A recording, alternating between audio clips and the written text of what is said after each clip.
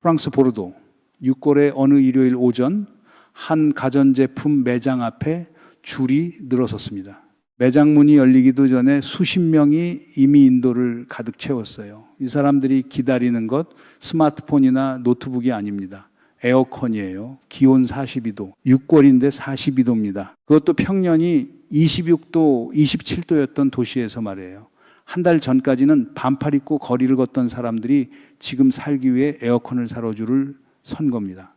그런데 여기서 진짜 흥미로운 이야기가 나옵니다. 이 사람들 불과 몇 년 전까지만 해도 에어컨을 사용하는 나라들을 맹렬하게 비판했던 바로 그 유럽인들이에요. 지구를 생각하라고 에너지를 그렇게 쓰면 어떻게 되느냐고, 미국이 나쁘고 한국이 나쁘고 일본이 나쁘다고, 우리나라 에어컨 보급률이 90%가 넘는다니까 환경을 생각하지 않는 나라라고 손가락질을 받았었죠.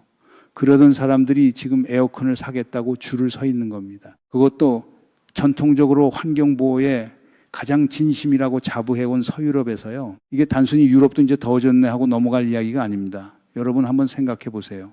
한 대륙의 기후가 구조적으로 바뀐다는 건 그 대륙에서 팔리는 제품의 구성이 바뀐다는 말이에요. 수십 년 동안 팔리지 않았던 것이 갑자기 필수품이 되는 겁니다. 역사적으로 이런 전환이 일어날 때 가장 빠르게 준비된 기업이 시장을 가져갔어요. 오늘 이야기는 세 가지 층으로 들어갑니다. 첫째, 지금 유럽에서 실제로 무슨 일이 벌어지고 있는가? 둘째, 왜 유럽이 전 세계에서 가장 빠르게 더워지는 대륙이 됐는가? 셋째, 이 거대한 변화가 한국 냉방 산업에 어떤 구조적 기회를 열어주고 있는가? 자, 일단 지금 유럽이 어떤 상황인지 한번 들여다봐 보겠습니다. 6월입니다. 7월도 아니고 8월도 아니고 6월이에요. 그런데 지금 유럽의 기온을 보면 할 말을 잃게 됩니다. 프랑스 파리 40도, 보르도 42도, 스페인 빌바오 42.5도, 프랑스 피소스라는 지역은 44.3도가 찍혔어요. 44.3도. 여러분 한번 떠올려 보세요. 우리나라에서 40도가 넘는 날이 몇 번이나 있었는지.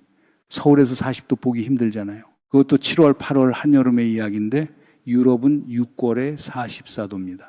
게다가 독일이에요. 독일 41.3도. 그런데 독일이 어디 있는지 아세요? 지도를 보면 깜짝 놀랍니다. 독일의 위도는 북한보다도 훨씬 위에 있어요. 거의 만주 수준입니다. 만주 위도의 나라가 6월에 41도를 찍었다는 겁니다. 벨기에 40도, 네덜란드 39.4도, 체코 40.4도, 영국도 37.1도, 동유럽부터 서유럽까지 거의 대부분의 유럽인들이 자기 평생 본 적 없는 숫자를 이번에 처음 목격하고 있습니다. 이게 무슨 뜻이냐면요. 평년 기온과 비교해보면 이해가 훨씬 빨라요. 프랑스 서부 지역 원래 6월 기온이 얼마나 됩니까? 26도에서 28도예요. 약간 반팔이 입고 다닐 수 있는 기분 좋은 초여름 날씨입니다. 그런데 그게 지금 평년 대비 15도가 올라간 거예요. 26도짜리 날씨가 갑자기 41도가 된 거잖아요. 그것도 2주 만에 5월 중순까지만 해도 시원했는데 5월 말부터 갑자기 달아오르더니 6월 들어서 말 그대로 미쳐 돌아갔다는 게 현지 사람들의 표현입니다. 이 상황이 얼마나 심각한지 프랑스 기상청은 적색 폭염 경보를 발령했어요. 대부분의 학교가 휴교령 또는 단축 수업으로 전환됐고요. 그런데 정말 안타까운 통계가 하나 있습니다. 더위를 피해 물로 뛰어든 사람들이 익사한 사례가 프랑스에서만 42명이 넘었어요. 에어컨이 없으니까 냉방이 안 되니까 살겠다고 강이나 호수로 들어갔다가 사고가 난 겁니다. 40도 폭염이 생존의 문제로 직결되는 상황입니다. 30도는 불편한 거고 40도는 다릅니다. 40도에서 직사광선을 오래 맞으면 진짜 위험해요. 특히 고령자분들한테는 목숨이 걸린 문제예요. 그런데 말이죠. 바로 여기서 첫 번째로 이상한 장면이 나옵니다. 유럽의 에어컨 보급률이 현재 20%가 채 안 됩니다. 20%. 우리나라가 90%를 넘는 것과 비교하면 충격적이죠. 이 숫자를 가구 수로 환산해 볼게요.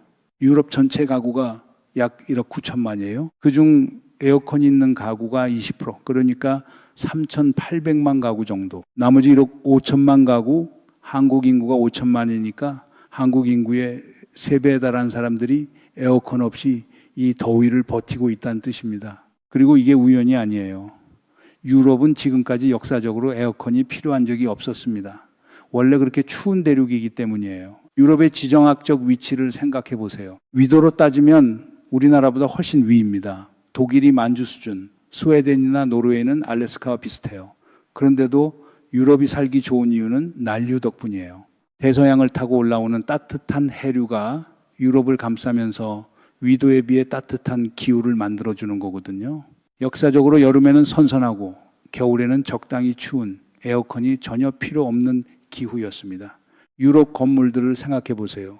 유럽 여행 다녀오신 분들 다 알겠지만 유럽 건물은 딱 봐도 추운 나라의 건물이에요. 외벽이 두껍고 창문이 좁고 가늘고 건물 사이 간격도 극히 좁아서 바람이 잘 안 통하게 생겼어요. 두꺼운 벽돌로 빽빽하게 지어진 건물들. 이게 아름다워서 그렇게 지은 게 아니에요. 더위가 올 일이 없었으니까 굳이 통풍을 신경 쓸 이유가 없었던 겁니다. 추위에는 강하지만 더위에는 반대로 최악의 구조인 거죠. 그러다 보니 한여름 폭염이 오면 이 건물들이 오히려 열을 가두는 함정이 됩니다. 밖이 42도면 아니 45도가 되는 경우도 있어요. 나가도 춥고 안에 있어도 죽는 상황이에요. 에어컨 실외기 달 자리도 없어요. 오래된 건물이라 벽이 너무 두꺼워 공사 자체가 어렵고 문화재 건물은 법으로 외관 변경을 금지하기도 합니다. 도시경관 계획상 실외기 설치를 금지한 구역도 있어요. 에어컨을 달고 싶어도 달 수 없는 구조가 이미 수백 년에 걸쳐 굳어져 있는 거죠. 건물 자체를 리모델링 해야 한다는 말이 나오고 있는데 그게 하루아침에 되는 일이 아니에요. 5년, 10년짜리 대규모 인프라 투자가 필요한 이야기입니다. 자, 그렇다면 왜 유럽이 이렇게 극단적으로 더워진 걸까요? 여기서부터가 진짜 핵심입니다. 유럽 대륙은 현재 전 세계에서 가장 빠르게 더워지는 지역입니다. 이미 평년 대비 3도를 넘었어요. 기후학자들이 경고하던 그 마지노선 1.5도, 2도를 훨씬 뛰어넘어서 3도에 육박하고 있다는 겁니다. 전 지구 평균보다 2배 빠른 속도로 온난화가 진행되고 있어요. 더위가 가장 많이 온 대륙 1위가 유럽이고 2위가 아시아예요. 그 이유가 있습니다. 지도를 보면 직관적으로 이해가 돼요. 이게 무슨 뜻이냐면요. 지구 온난화라고 해서 지구 전체가 균일하게 더워지는 게 아니에요. 더워지는 속도가 지역마다 다릅니다. 유럽은 그 중에서도 가장 불리한 위치에 있어요. 전 세계에서 가장 빠르게 더워지고 있는 곳은 어디입니까? 북극이에요. 북극의 온난화 속도는 다른 지역과 비교가 안 될 정도로 빠릅니다. 그런데 북극 바로 아래에 위치한 대륙이 어디입니까? 유럽이잖아요. 북극해가 더워지면 그 영향을 직접적으로 받는 지역이 북유럽과 서유럽입니다. 북극해의 빙하가 녹으면서 그 자리에 검은 바다가 드러나고 검은 바다는 흰 얼음보다 태양열을 훨씬 많이 흡수해요. 이게 다시 바다 온도를 올리고 올라간 바다 온도가 대기 온도를 올리고 그 대기가 유럽 위로 내려오는 악순환입니다. 실제로 노르웨이 6개월 기온이 34.9도가 나왔어요. 노르웨이가 어디 있는지 한번 생각해 보세요. 북위 60도에서 71도 사이. 알래스카랑 위도가 비슷한 나라입니다. 그 나라가 6월에 35도예요. 북극과 맞닿아 있는 나라에서 이런 기온이 나왔다는 것 자체가 지금 상황이 얼마나 이례적인지를 보여줍니다. 여기다 지중해 얘기를 빼놓을 수 없어요. 지중해는 굉장히 독특한 바다입니다. 아래는 아프리카, 오른쪽은 중동, 위는 뜨거워지는 유럽, 대륙, 그리고 대서양과 연결되는 통로가 지브롤터 해협인데 폭이 고작 14km예요. 그러니까 물이 거의 갇혀있는 바다예요. 욕조라고 부르기도 합니다. 문제는 욕조는 한 번 뜨거워지면 쉽게 안 식는다는 겁니다. 물은 비열이 높아서 한 번 뜨거워지면 잘 안 식어요. 게다가 지금 지중해는 평년 대비 3도에서 5도가 높은 수준입니다. 프랑스 남부 해역은 평소보다 6도가 더 뜨겁다는 측정값도 나왔어요. 바닷물 온도가 6도 올라간다는 게 얼마나 큰일이냐면 목욕물이 40도인데 6도 더 오르면 46도가 된다고 생각해 보세요. 그냥 못 들어가는 온도가 됩니다. 지중해 생태계에 재앙이 온다는 말이 나오고 있어요. 만약 7월, 8월에도 이 폭염이 계속된다면 지중해 수온이 30도를 넘어설 수 있다는 전망도 나오고 있습니다. 동남아시아 열대바다 수준이 되는 거예요. 이탈리아는 이미 적색 폭염 경보를 발령 중이고 남유럽 전체가 지금 긴장 상태입니다. 이건 1년, 2년 이야기가 아닙니다. 구조적인 변화가 이미 시작됐다는 신호예요. 그런데 진짜 무서운 건요, 지금부터입니다. 이 상황에서 유럽은 아주 불편한 선택을 해야 하는 처지에 놓였습니다. 에어컨을 받아들일 것이냐, 아니면 새로운 방법을 찾을 것이냐. 그리고 그 선택이 지금 정치 논쟁으로 번지고 있어요. 프랑스에서 실제로 일어난 일입니다. 좌파 정당 쪽에서는 에어컨 설치를 반대했어요. 병원이나 반드시 필요한 곳에만 설치해야 한다. 무분별하게 에어컨을 늘리면 기후 위기가 더 악화될 뿐이다. 그랬더니 우파 정당에서 이렇게 반격했습니다. 정치인들 본인들은 에어컨 빵빵한 사무실에서 일하면서 국민들한테는 더위에 시달리라는 거냐고, 국회부터 에어컨 끄고 얘기하라고. 전형적인 정치 싸움이 된 거죠. 그런데 이 논쟁에서 상당히 상징적인 발언이 나왔습니다. 프랑스 환경당 대표의 말이에요.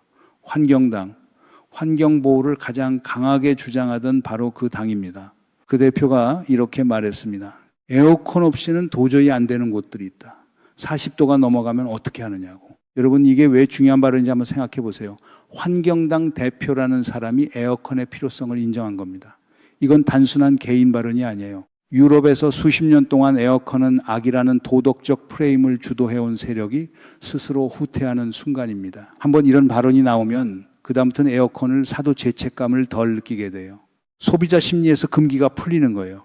이게 시장에서 어떤 의미인지 아시겠죠? 30년 동안 유지되어 온 유럽의 에어컨 금기가 사실상 무너지는 순간입니다. 프랑스 노동부 장관도 공식적으로 말했어요. 프랑스가 더운 나라가 되어가고 있다는 사실을 이제 깨달아야 한다.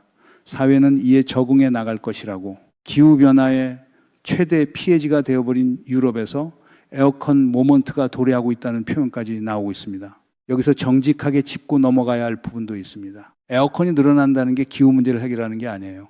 오히려 반대입니다. 에어컨은 전기를 많이 소비하고 전기 생산 과정에서 탄소가 나오고 실외기에서 열이 방출되면서 도시 온도를 더 올리는 악순환이 생길 수 있어요.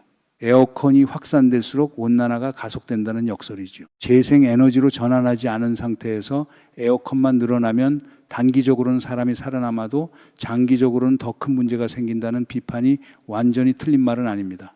게다가 유럽의 건물 인프라가 에어컨 수요를 갑자기 감당할 준비가 돼 있지 않아요. 에어컨 설치 자체도 어렵지만 전력망 수용도 문제입니다. 폭염이 오는 바로 그 순간 냉방 수요가 폭증하면 전력망이 버티지 못하고 블랙아웃이 오는 최악의 시나리오도 배제할 수 없어요. 이 문제는 설비 투자 없이는 절대 해결되지 않습니다. 자, 여기서부터 한국 이야기를 해야 할 것 같아요. 그런데 여기서 정말 궁금해지는 대목이 하나 더 있습니다. 유럽의 에어컨 보급률이 본격적으로 올라가면 가장 먼저 주목해야 할 국가는 어디입니까? 냉방기기 분야에서 한국의 위치를 한번 짚어볼게요. 삼성전자와 LG전자는 현재 글로벌 에어컨 시장에서 프리미엄 라인을 장악하고 있는 기업들입니다. 인버터 기술, 그러니까 전력 소비를 효율적으로 조절하는 기술에서 세계 최고 수준이에요. 일반 에어컨이 컴프레서를 켰다 껐다 하는 방식이라면 인버터 에어컨은 상황에 따라 출력을 미세 조정해요. 차이가 얼마나 나냐면 같은 공간을 같은 온도로 유지할 때 전기 소비량이 30에서 40% 차이가 납니다. 한 달 전기료로 치면 수만 원 차이가 나는 거예요. 이게 왜 중요하냐면요. 유럽이 에어컨을 받아들이되 환경 부담을 최소화하고 싶다면 기본 에어컨이 아니라 에너지 효율이 높은 프리미엄 에어컨을 원할 수밖에 없어요. 유럽연합이 가전제품에 부여하는 에너지 효율 등급, 아직 A+ 이상 받아야 정부 보조금이 나오는 나라들이 많아요. 중국산 저가 제품들이 이 등급을 맞추기 쉽지 않습니다. 반면 삼성과 LG는 이미 유럽 최상위 에너지 등급을 통과한 제품 라인업이 갖춰져 있어요. 환경 규제가 오히려 한국 기업에게 장벽이 아니라 방어선이 되는 구조인 거죠. 유럽 에어컨 시장 자체가 구조적으로 성장 초입이라는 점도 중요합니다. 지금 20% 보급률에서 5년, 10년 안에 50%, 60%로 올라간다면 그 절대적인 숫자가 얼마나 됩니까? 유럽 가구 수가 약 1억 9천만이에요. 보급률이 20%에서 50% 오르는 과정에서 추가로 설치해야 하는 에어컨만 5,700만 대가 넘습니다. 우리나라 전체 가구가 2,200만이에요. 유럽이 에어컨을 새로 사야 하는 가구 수가 우리나라 전체 가구의 2배반이 넘는다는 뜻입니다.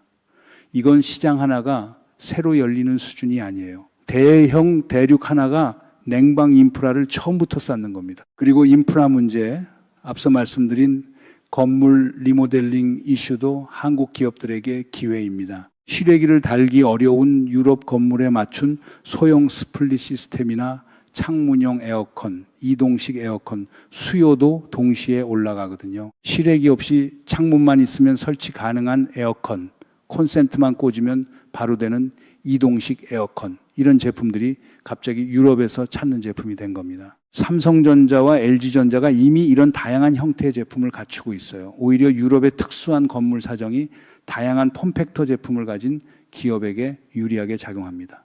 한강의 기적이 한순간에 만들어진 게 아니잖아요. 60년 누적이 어느 순간 결과로 드러나는 일을 우리는 이미 한번 본 적이 있습니다. 에어컨 분야도 비슷한 구조예요. 삼성과 LG가 수십 년 동안 냉방 기술을 쌓아온 게 지금 유럽이라는 새로운 시장이 열리는 바로 이 순간 경쟁력으로 전환되는 국면입니다. 기술이 먼저였고 시장이 늦게 열린 케이스예요. 물론 경쟁자가 없는 건 아닙니다. 정직하게 짚어야 해요. 다이킨 같은 일본 기업이 유럽에서 상당한 브랜드 인지도를 이미 갖고 있고 미쓰비시, 전기, 히타치도 강합니다. 이들이 조용히 유럽 시장을 오래 공략해온 플레이어들이에요. 한국 에어컨 하면 삼성, LG인데 유럽에서는 이 두 회사를 스마트폰이나 TV 브랜드로 알고 있는 소비자가 냉방 전문 브랜드로 인식하는 소비자보다 훨씬 많아요. 브랜드 포지셔닝에서 아직 넘어야 할 산이 있습니다. 여기에 중국 미디어나 하이얼이 저가 라인으로 시장을 치고 올라오고 있어요. 유럽 소비자들이 처음 에어컨을 사는 상황에서 브랜드 인지도가 낮고 가격에 민감하다면 가장 싼 제품을 먼저 선택할 가능성도 배제할 수 없습니다. 첫 번째 구매가 저가 제품이면 브랜드 인식이 그 제품 기준으로 형성돼요.